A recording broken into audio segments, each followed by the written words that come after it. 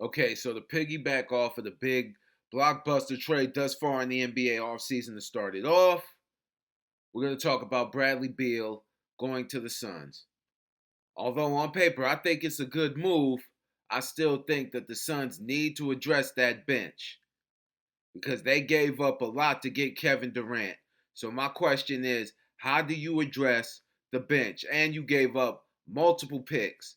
So a lot of that cap space is tied up into Devin Booker, Kevin Durant, and now Bradley Beal, who recently signed a $251 million contract with the Wizards last year.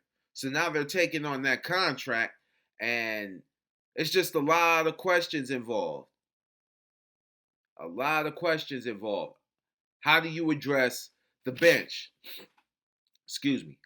The lack of bench is really what cost you guys a chance to advance or at least make it a series with the Denver Nuggets. A lot of questions need to be answered. So I'm interested to see how they address the bench. Another question, would you possibly consider trading DeAndre Ayton? Do you think that'll give him some pieces on the bench?